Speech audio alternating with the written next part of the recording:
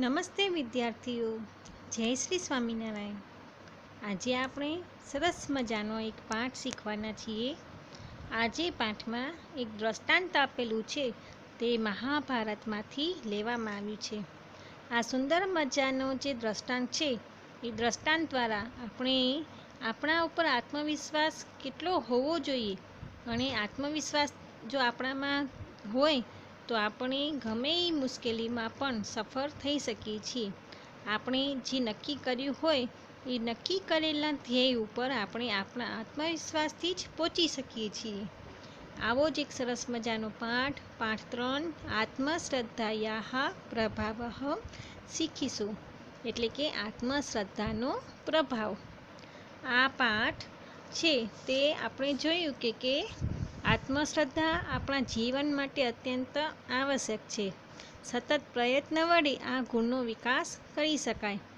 અન્ય ઉપર આધાર રાખવાને બદલે પોતે જ પોતાના માર્ગદર્શક બનવું જોઈએ। આને જ સ્વયં જ્યોતિઃ સ્વયં પ્રજ્ઞા કહે છે। મહાભારતમાં આવતા એકલવ્યના દ્રષ્ટાંતથી અહીં આ બાબત સ્પષ્ટ કરવામાં આવી છે।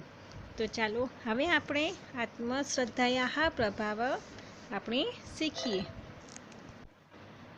એકઃ બાલકઃ આસીत् તસ્ય નામ એકલવ્યઃ આસીत् સઃ ધનુર્વિદ્યાં પઠિતુम् ઇચ્છતિ સ્મ। આપણે જાણીએ કે આ મહાભારતની એક ઘટના છે, એટલે કે ભૂતકાળમાં બનેલી ઘટના હોવાથી અહીં બધા જ ભૂતકાળના રૂપોનો પ્રયોગ થયો છે। એટલે જ્યારે આપણે ભાષાંતર કરશું ત્યારે પણ તે ભૂતકાળના રૂપનો પ્રયોગ કરીને જ આપણે ભાષાંતર કરવાનું રહેશે। એકઃ બાલકઃ આસીत्, આસીत् શું છે? ભૂતકાળનું રૂપ છે। એક બાળક હતો, તસ્ય નામ એકલવ્યઃ આસીत्, તેનું નામ એકલવ્ય હતું। સઃ ધનુર્વિદ્યાં પઠિતુम् ઇચ્છતિ સ્મ, તે ધનુર્વિદ્યા ભણવાની ઈચ્છા રાખતો હતો। હવે અહીં સ્મનો પ્રયોગ થયો છે। ભૂતકાળમાં એક આ વિશેષ પદ્ધતિ આપવામાં આવી છે, જે સ્મના પ્રયોગથી આપણે સરળ રીતે પ્રયોગ કરી શકીએ છીએ। જેમ કે કોઈ ઈચ્છા વ્યક્ત થતી હોય એવી ક્રિયા હોય, જેમ કે અહીંયા પઠિતુમ એટલે કે એને ધનુર્વિદ્યાની પાઠ કરવું છે, એટલે કે એને ભણવું તો ધનુર્વિદ્યા એને કરવી હતી, તો એના માટે અહીં ઈચ્છતિનો પ્રયોગ થયો છે। જ્યારે ઈચ્છતિનો પ્રયોગ થાય ત્યારે ક્રિયા સાથે તુમુન પ્રત્યય લાગે છે, અને ઈચ્છતિમાં વર્તમાન કાળનો પ્રયોગ થયો છે, એટલે એના સાથે સ્મ લગાડવામાં આવ્યું છે। એટલે કે ક્રિયા સાથે વર્તમાન કાળનો પ્રયોગ કરી ને પછી સ્મ લગાડીએ તો આ ભૂતકાળનું રૂપ બની જાય છે। એટલે સ્મ છે તે ભૂતકાળનું રૂપ છે। સ ધનુર્વિદ્યાં પઠિતુम् ઇચ્છતિ સ્મ, તે ધનુર્વિદ્યા ભણવા ઈચ્છતો હતો। ફરીથી એક વખત જોઈ લઈએ। એકઃ બાલકઃ આસીत्, એક બાળક હતો, તસ્ય નામ એકલવ્યઃ આસીत्, તેનું નામ એકલવ્ય હતું। સઃ ધનુર્વિદ્યાં પઠિતુम् ઇચ્છતિ સ્મ, તેને ધનુર્વિદ્યા ભણવાની ઈચ્છા થઈ હતી। હવે આગળ જોઈએ। એકદા સઃ દ્રોણાચાર્યસ્ય સમીપમ અગચ્છત અવદત ચ, એક દિવસ, એકદા એટલે કે એક દિવસ, સઃ સર્વનામનો પ્રયોગ થયો છે, કોના માટે? તો એકલવ્ય માટે। દ્રોણાચાર્યસ્ય સમીપમ, દ્રોણાચાર્ય પાસે, સમીપમ એટલે કે પાસે, અગચ્છત ગયો, અવદત ચ અને બોલ્યો, ચ એટલે કે અને।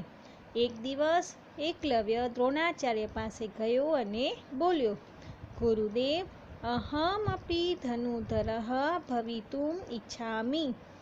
ગુરુદેવ, અહમ એટલે કે હું, અપી એટલે પણ, ધનુર્ધર ભવિતુમ થવા, ઇચ્છામિ એટલે ઈચ્છા રાખું છું। અહીંયા આપણે જોયું કે કેમ ઈચ્છા વ્યક્ત કરી છે, એટલે ભવ ધાતુમાંથી અહીંયા ભૂ ધાતુમાં અહીંયા તુમનો પ્રયોગ થયો, એટલે ભવિતુમ તુમુન પ્રત્યયનો પ્રયોગ થયો છે। હે ગુરુદેવ, હું પણ ધનુર્ધર થવા ઈચ્છું છું। એક દિવસ એકલવ્ય દ્રોણાચાર્ય પાસે જઈને બોલે છે, ગુરુદેવ, હું પણ ધનુર્ધર થવા ઈચ્છું છું, કૃપયા મામ સ્વીકુરુ, કૃપા કરીને, મામ એટલે કે મને, સ્વીકુરુ એટલે સ્વીકાર કરો। આચાર્ય પ્રત્યવદત, આચાર્ય બોલ્યા. અહીં પ્રતિવદતનો સંધિ થઈ છે. પ્રતિ ઉપસર્ગ લગાડવામાં આવ્યું છે, એટલે કે એને ઉત્તર આપે છે, પ્રત્યુત્તર આપે છે. અહમ કૌરવાન પાંડવાન ચ પાઠવ્યામી. આચાર્ય પ્રત્યુત્તર આપે છે કે હું, અહમ એટલે કે હું, કૌરવો અને પાંડવોને ભણાવું છું. અહમ ભવતઃ શિષ્યરૂપેણ સ્વીકારમ કર્તુમ ન શક્નોમિ.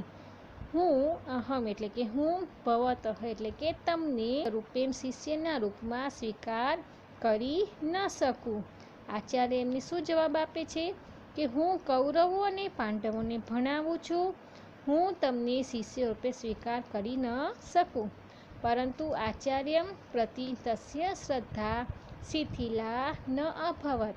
પરંતુ આચાર્ય પ્રત્યે તેનો જે શ્રદ્ધા હતી તે ઢીલી થઈ નહીં. શિથિલા એટલે કે ઢીલી, એટલે કે જે એના ઉપર જે શ્રદ્ધા હતી તે અડગ જ રહી, એમાં કોઈ પણ ફેરફાર થયો નહીં. હવે આગળ ફરીથી જોઈએ આપણે. સહ આચાર્યસ્ય દ્રોણસ્ય એકામ મૂર્તિમ અરચયતઃ. સહ એટલે અહીં કોણ થશે? એકલવ્ય. આચાર્યસ્ય એટલે કે આચાર્ય દ્રોણાચાર્યની એકામ એટલે કે એક મૂર્તિ અરચયત રચના કરી, એક મૂર્તિની રચના કરી, એટલે કે એકલવ્ય હે આચાર્ય દ્રોણની એક મૂર્તિ બનાવી. સહ પ્રતિદિનમ મૂર્તિમ અનમત. તે પ્રતિદિનમ એટલે કે દરરોજ મૂર્તિને નમતો હતો અથવા વંદન કરતો હતો. અહીં બધામાં ભૂતકાળના રૂપો લાગ્યા છે, એટલે કે ધાતુની પહેલાં અ અને ધાતુ પછી ભૂતકાળના પ્રત્યય એટલે કે અનમત, ભૂતકાળ થયું, નમતો હતો. પ્રાતઃ કાલાત સાયંકાલ પર્યંતમ ધનુર્વિદ્યાયાઃ અભ્યાસમ અકરોત.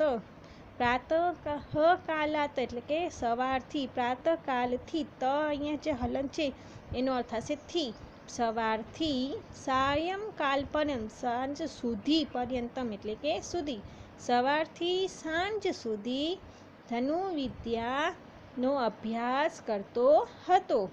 અકરોત એટલે કે કરતો હતો. કોણ કરતો હતો? એકલવ્ય. એકલવ્યએ સૌથી પહેલાં દ્રોણાચાર્યની મૂર્તિ બનાવી. સવાર થાય એટલે તેની પૂજા કરે, તેને વંદન કરી, પછી સવારથી જ સાંજ સુધી તે ધનુર્વિદ્યાનો અભ્યાસ કરવા લાગ્યો. શનેઃ શનેઃ સઃ કુશલઃ ધનુર્ધરઃ અભવત. શનેઃ શનેઃ એટલે કે ધીરે ધીરે તે ધનુર્ધર અભવત કુશલ ધનુર્ધર થવા લાગ્યો. અભવત એટલે કે થવા લાગ્યો. તે સવારથી સાંજ સુધી અભ્યાસ કરતો હતો, તેથી તે ધીરે ધીરે ધનુર્ધરમાં કુશળતા પામવા લાગ્યો હતો. એકદા તસ્મિન વને ગુરુદ્રોણઃ પાંડવૈઃ કૌરવૈઃ ચ સહ આગચ્છત. એકદા એટલે કે એક દિવસ, તસ્મિન એટલે કે તેના વનમાં, તસ્મિન એટલે કોના વનમાં? એકલવ્યના વનમાં. ગુરુદ્રોણ પાંડવો અને કૌરવોની સાથે આવ્યા. એક કોણ આવ્યું હતું? કૌરવો અને પાંડવો સાથે ગુરુદ્રોણ એકલવ્યના વનમાં આવ્યા હતા. એકઃ કુકુકરઃ તાન દ્રષ્ટવા અભવત. એક કુકુકુર એટલે કે કૂતરો, તાન એટલે કે તેમને, તેમને એટલે કોને? ગુરુદ્રોણ કૌરવો અને પાંડવોને જોઈને, દ્રષ્ટવા એટલે કે જોઈને ભસવા લાગ્યો. અર્જુન ધનુષ્યમ ઉત્પાયતિ સ્મ. અહીં ફરીથી સ્મનો પ્રયોગ થયો. ઉત્પાયતિ, તીનો પ્રયોગ થયો છે, એટલે કે તી એટલે કે વર્તમાન કાળનો પ્રયોગ થયો છે. વર્તમાન કાળનો પ્રયોગ કરીને પછી જો સ્મ લગાડવામાં આવે તો તે ભૂતકાળનો રૂપ બની જાય છે. અર્જુને પોતાનો ધનુષ્ય ઉઠાડ્યો. તદેવ એકલવ્ય બાણૈઃ તસ્ય કુકુરસ્ય મુખમ અસીવ્યત.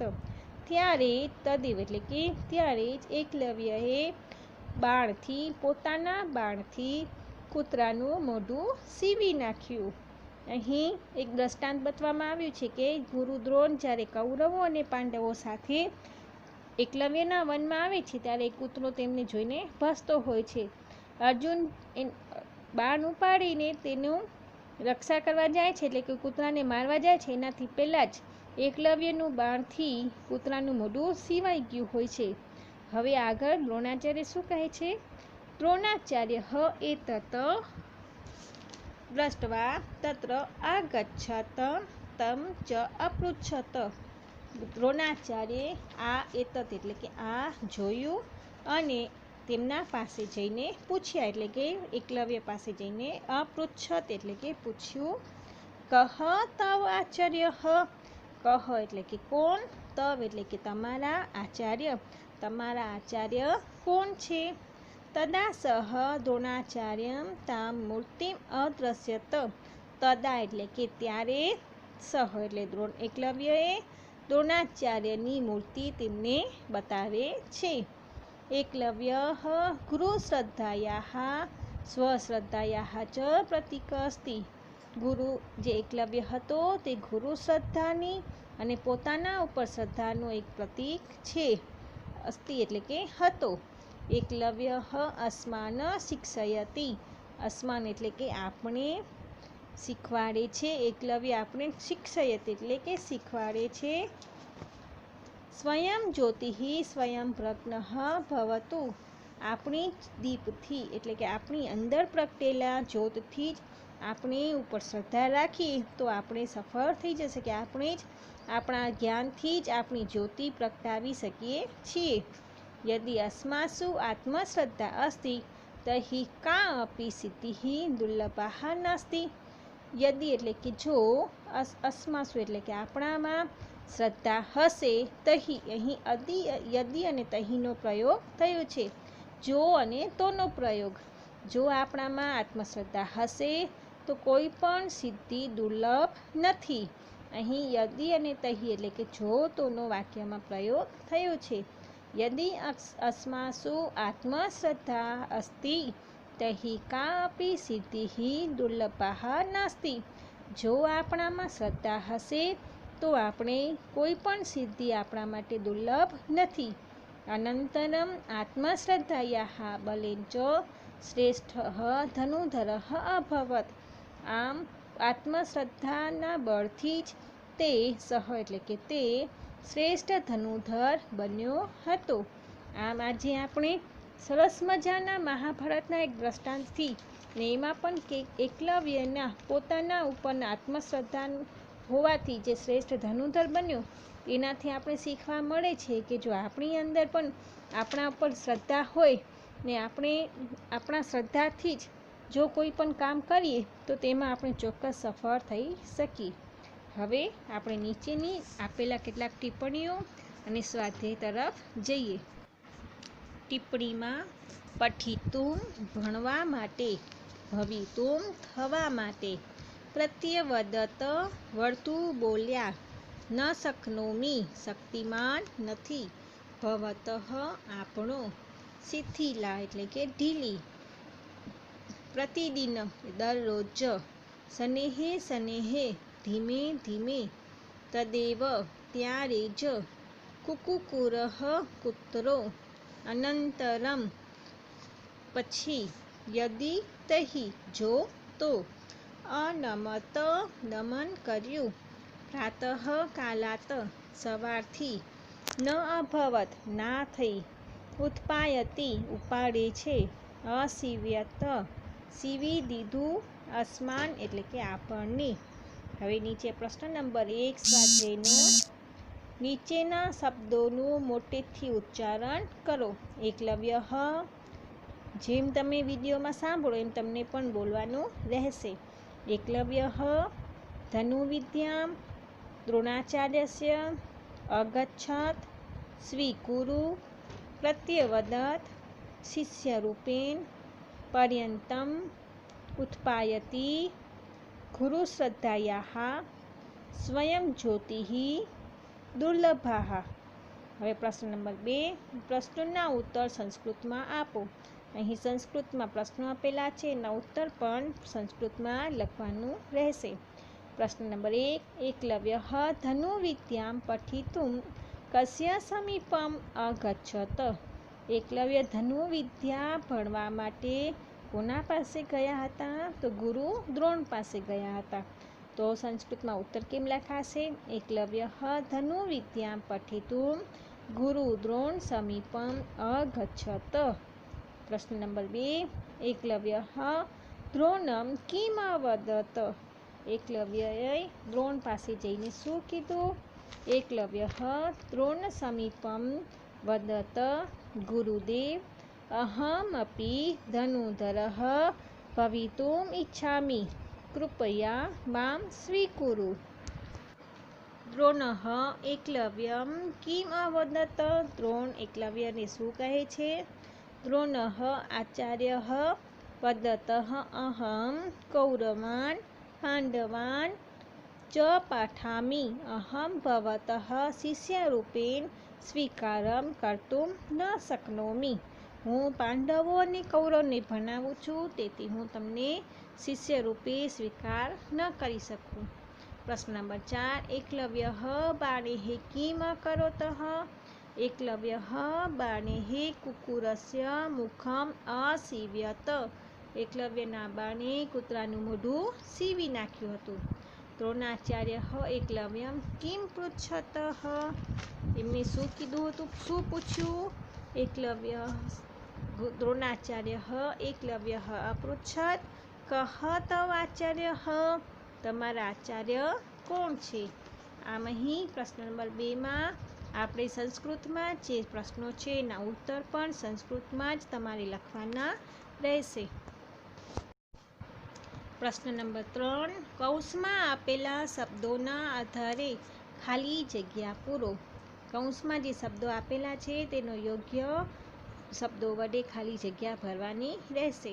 પહેલી ખાલી જગ્યા, એકલવ્યઃ ધનુર્વિદ્યાં પઠિતું ખાલી જગ્યા સમીપમ અગચ્છત। કોના પાસે ગયા હતા? તો દ્રોણાચાર્યસ્ય। ઉત્તરમાં આવશે દ્રોણાચાર્યસ્ય।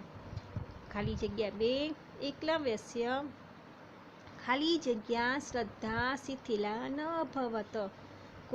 કોના પ્રત્યે એમની શ્રદ્ધા જે હતી શિથિલની? તો આવશે આચાર્ય પ્રતિ। જવાબમાં આવશે પહેલો જે શબ્દ ઓપ્શન છે એ આચાર્ય પ્રતિ।